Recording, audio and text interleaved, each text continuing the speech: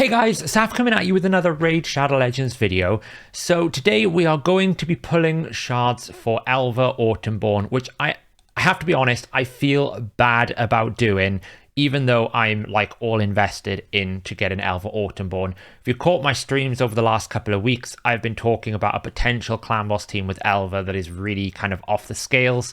She's also a very good champion, so the moment they announced her as a guaranteed, I was just gone. Do I think that 20 is fair? You know, there's been a bit of a discussion that's been coming around the community around the fact that we've got, 20 sacreds to get a guaranteed, which is above what we normally get. Normally it is 15. This is 20. I'm going to contextualize this against three different factors. Firstly, I think we have had so many guaranteed events recently that Plarium have kind of analytically assessed that people are holding shards because we are going, I'm not going to pull on this times 10 or I'm not going to pull on this times 2 because we're due a guaranteed. We're due a guaranteed summons, either a void or an ancient or a sacred. People are holding more and more shards. So when they go and look at the analytics, they're probably going, well, X amount of people are holding X amount of sacred shards, so we'll set the value at that price. They're not just going to give you a champion for free. They're going to want to make some sort of financial incentive for them to do the event, as much as that pains us to say that. So that's one context. The other context is there are so many Black Friday packs being thrown out at the moment that probably people are more likely to have felt like they wanted to spend. So there's a higher probability that people have a lot more sacreds, hence why we have gone slightly higher on the sacred count. And I also think as well, Elva is a brand new faction, a brand new champion.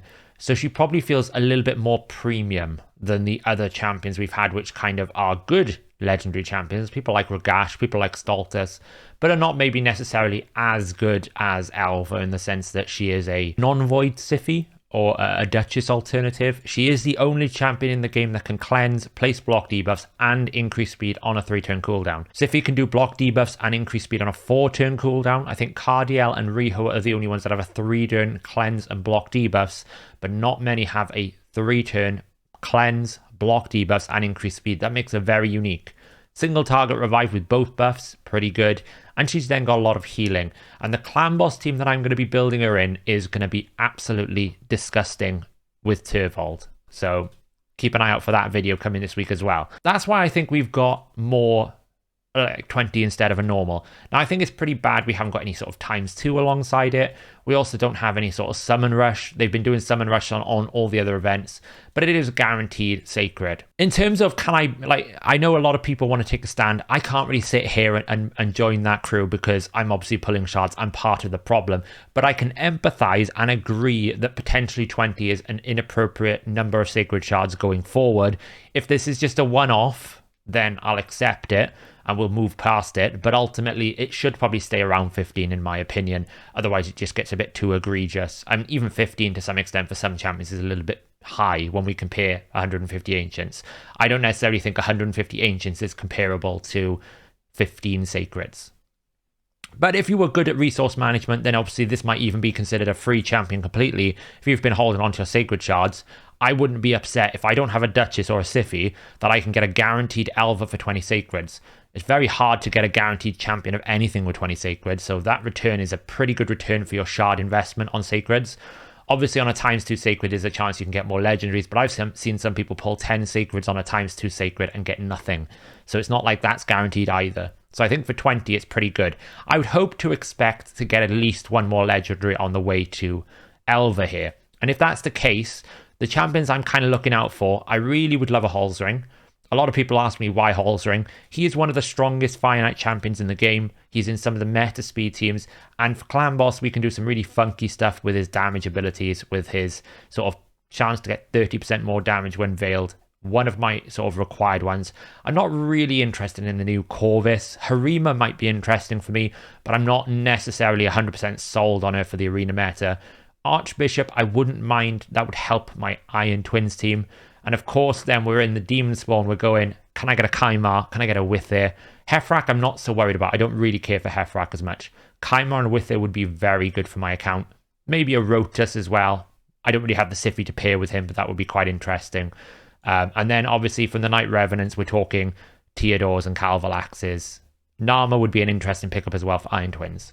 So there's a couple of legends that I don't have that I would be really interested in getting. We've got enough storage.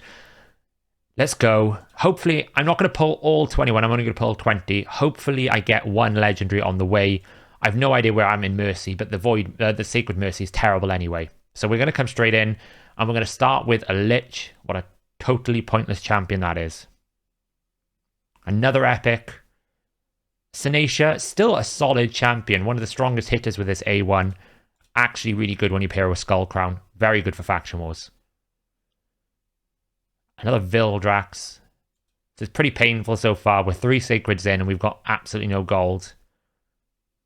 Another Royal Guard. I have like 12 of them. I don't need another Royal Guard. He's still very good though. Can we get gold? Oh, I've got a Woad painted.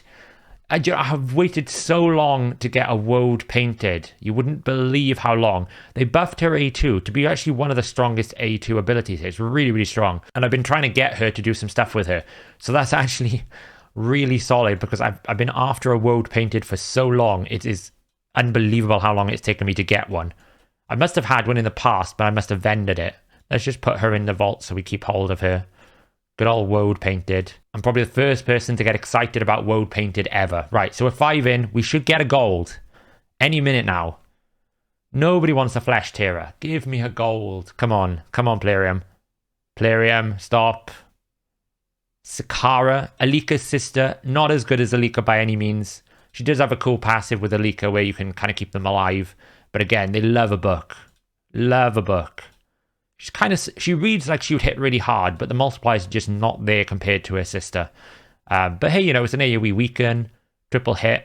That actually is not a bad buff strip remover. Oh lord, we're getting terrible luck so far. We're 10 deep nearly, and we haven't even seen a single inch of gold. Oh, we got the other one now. This is Maeve, and not as bad for the books. Decent damage, but you know, that's a pretty nasty skill. It's a 3-turn block revive. Still not as good as Fenax. Do we get gold? Yes! And we get a Nogdar. He's actually a very good legendary champion. I just have one already. So what's really cool about Nogdar is he always reduces his HP. So put him in a Frenzy set.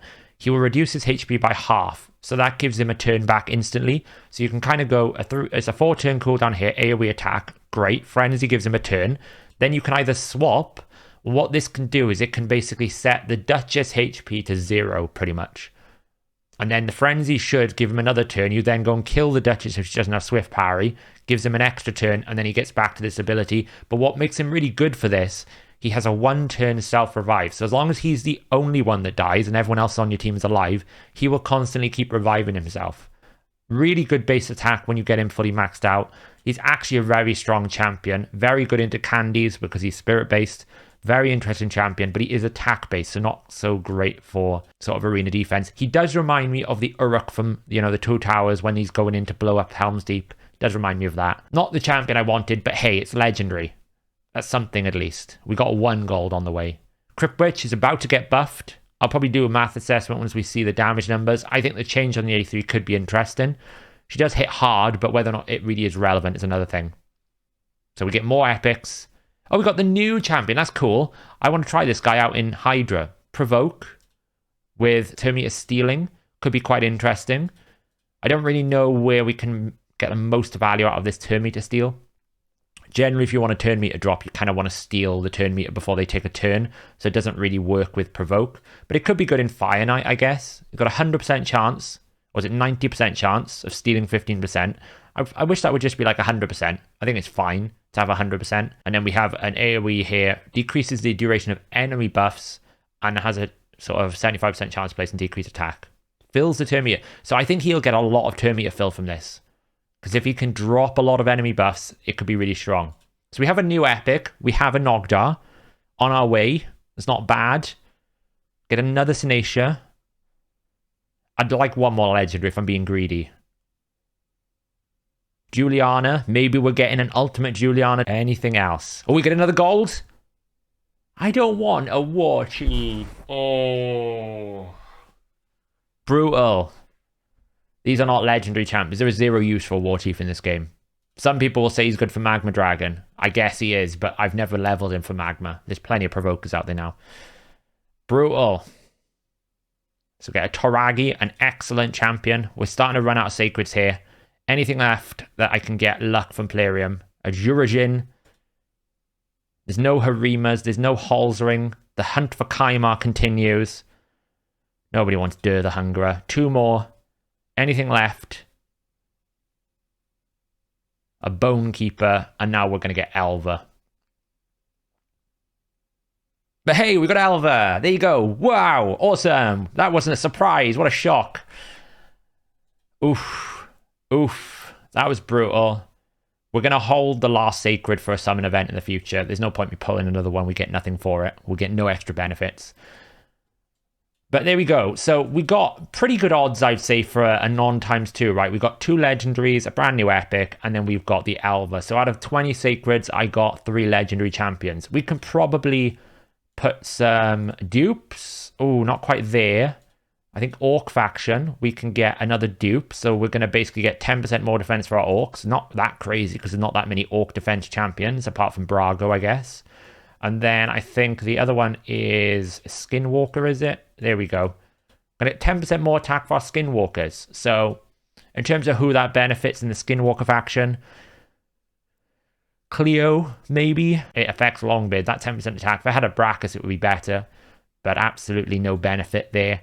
It's a path along the dupes. And then from the Orc factions, we've obviously added 10% more defense. That does benefit someone like probably a Gomlock if I used him. A Brago if I used him. But generally, they're all attack-based champions here. There's not really any defense-based champions that are going to benefit from that. There's one. So the dupes have added some value, I guess, along the way. I'm now 1 closer to the +10 here. You know, we're 1 closer to some more substats, but generally pretty disappointing, right? But we have now got Elva, and what we're going to do instantly with Elva is we're going to level her straight away, and we're going to 60 her. Why? Because there's a champion training tournament going on, and you should probably do the champion training tournament if you're just going to get the book.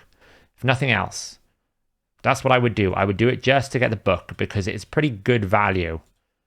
Let's just use 2 chickens here. Elva Autumnborn.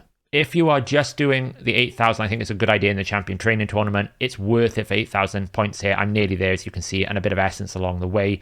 I can't be bothered to fight for this bad L. I don't have bad L, but it's just not worth the fact. It's like he's not that strong enough for me to really want to go hardcore for him. Even though I could probably burst if I really committed to. So there you go, guys. That is the end of the video. I don't necessarily condone anything of what I've just done in this video. I'm only recording it because people like to see what I get on my account. I wished I got some of the other champions. Unfortunately, I did not. However, I'm pretty happy with Elva Autumnborn. I will be doing a video on a pretty insane clan boss team with Elva Autumnborn.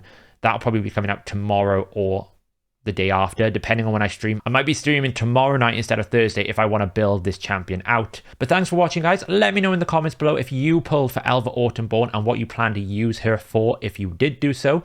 If you liked the video, please give it a thumbs up and hit that bell notification and subscribe to the channel if you want to see more YouTube videos from us at HH Gaming here. But I will catch you in the next video.